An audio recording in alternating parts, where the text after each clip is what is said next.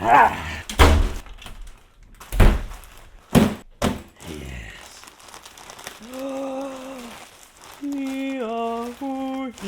Yes.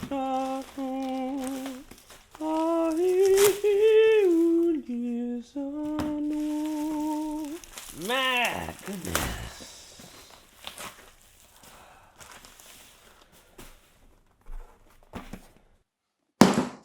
Hi. G'day peeps. My gamer tag's Death by Nature, but you can call me Nature!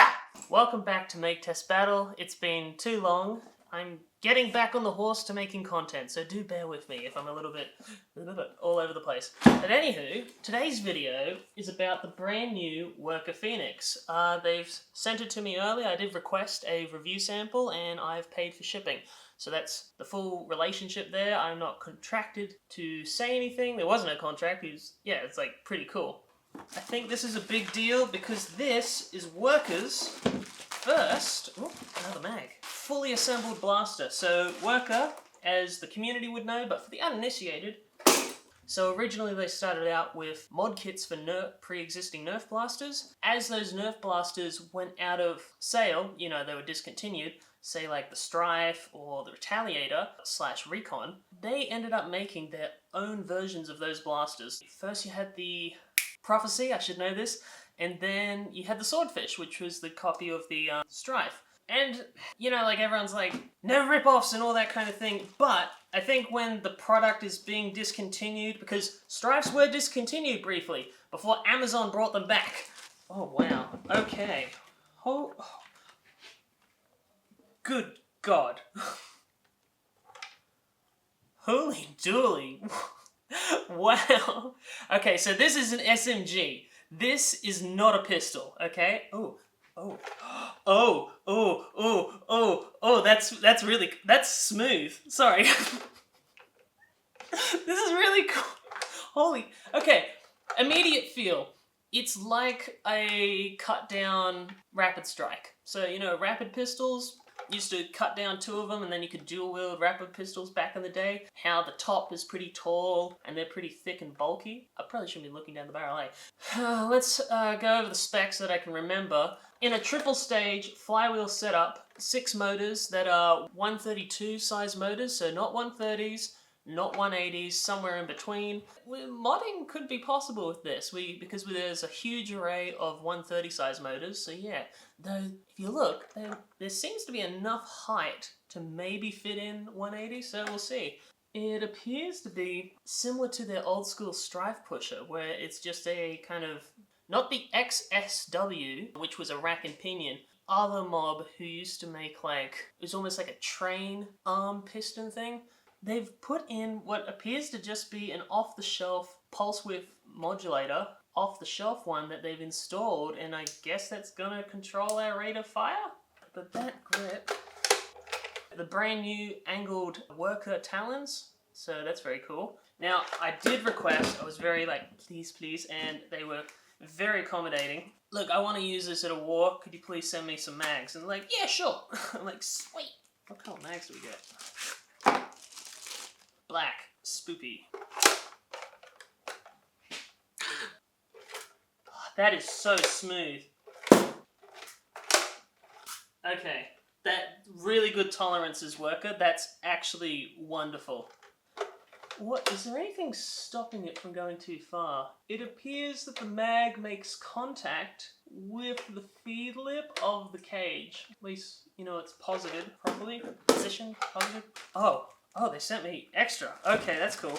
I also just checked what sort of darts, and then they said that these are new version Gen 3s. Originally released the Worker Stefan, or half-length darts. Stefan is like a colloquial term that's been around probably a decade now, since Nerf Haven, which specifically referred to a particular type of dart, but it kind of just, Australians love slang, alright? Calling half-length Stefans is faster than saying half-lengths. And so they said, specific for the Phoenix, Gen 3s, which apparently are a firmer foam and I guess slightly thicker so that you get better friction on that thing. Oh no! Postage is warped that tip. Or at least that's the faux barrel. Hopefully I can fix that or just cut it down. Is there anything actually important with the instruction? Hey, they got English on here. I did ask what kind of battery this would need. They recommended a 2200 milliamp hour 80C. And I'm like, you mean burst, right? Because that's... I went looking on Hobby King and I could not find anything higher than 75C. That would be utterly ridiculous if that's the continuous draw. So I'm thinking 2200 by 80C would be 176. I'm assuming that's the stall current of all 6 motors at once, which would mean they're like 29 amps each stall, which makes sense for 130s, and that seems about right. I don't have any specs of what the actual RPM of these motors are. That would be interesting, or what the torque is. So I do know they do a lot of their own internal testing, because back when the Prophecy came out, if you were using the smaller Retaliator plunger tube, the blue barrel, the shorter one, was optimized for that. With the expanded plunger tube, so bigger plunger tube, more volume, pre-tested the orange barrel. Then they released a higher spring, and then you also got the longer barrels now. Like, everyone makes a barrel. With that knowledge in mind about batteries, I didn't have any lipos on me because I haven't used flywheels in a while. Liam hooked me up and is lending me this one while I wait for my order to come in. And this is Tantus 1300 milliamp hour and a 75C. Apparently it's a 150 burst. That would put me at, what is it, 190 amps? Which, yeah, I think it'll cover it. Look, we're just doing testing. You want to see this, right? There's no time for caution. Oh, that's nice. So also, gone are the days of there being a scallop cut out at the top of your Strife. They actually did put like a shelf in here, and that's a massive battery tray area. I guess they could have made that shorter. Everyone's complaining that it's too tall. I think if they're purposely wanting to fit a large battery, I think this is okay. This was never going to be a pistol, guys. This was always going to be an SMG. A triple stage flywheel, it better be a primary SMG. How do I do? How do battery? Battery connector is the hobby standard of an XT60. Oh, this is great. Actually is a nut for the screw to screw into, so then that way it doesn't wear down on the plastic. That's awesome. And look at that, it comes with a thumb screw. Okay.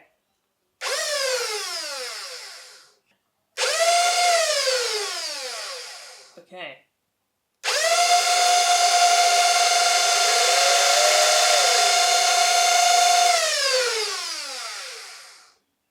Interesting. You can turn the pusher off. I guess counts as a safety, right? That's 6 flywheels are going to push some air as well. Ugh, that's so annoying. Yeah, see that? Yeah, that's just broken a little bit. I'll just cut that off. It's superfluous. Because really, they've put in an aluminium barrel in this. You miss me? You miss watching me load darts? In a jump cut? Like this, slowly.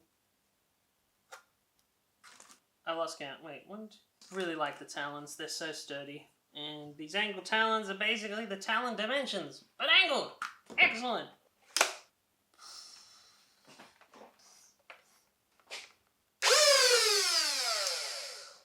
Oh.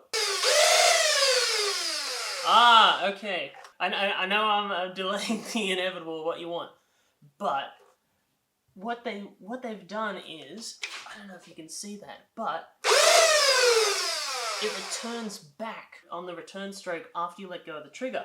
But because I turned it off halfway, see that? Because I turned it off from the pulse width modulator, the PWM. My God, I got words. I know words, but we can reset it. Oh yeah, and it sits back properly. That's cool. When you put the dart in, it doesn't get in the way. Screw it. For science.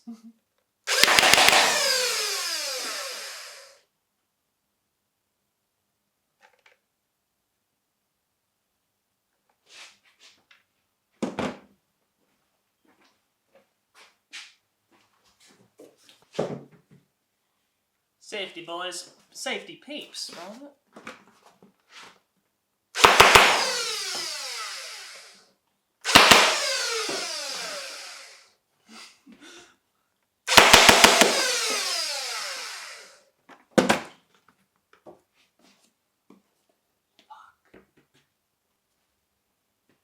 That's a pretty tough glue. Look at that, the foam's ripping before the glue does. That's awesome. Yay! That's neat. That is neat as hell. Far out. This thing is really cool.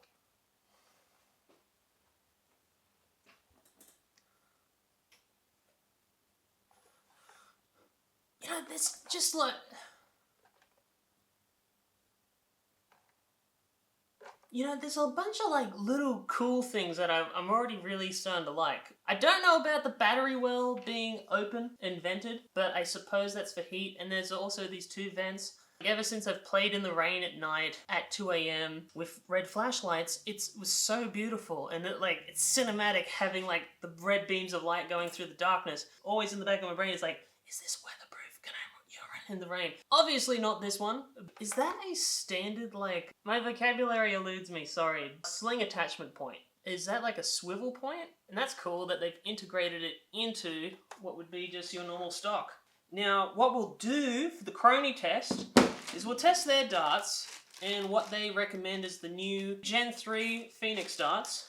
I've got some normal Gen 3s, which I've got the tracer reflectors on, and AccuFake glow in the darks, dark darts, with a wider tip. The Worker Gen 3 tips are 10 centimeters in diameter.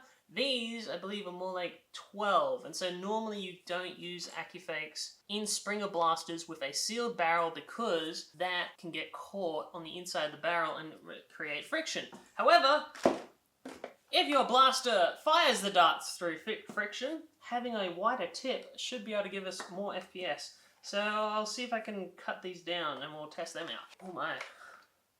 This thing's ridiculous. So, the new Gen 3s for the Phoenix. And we'll go full pelt, see how adjustable it is. Oh, we only got one read. Oh, 161, holy balls. I might need to turn this down, holy. 157, 161. 169, 159, 157, 159, 155.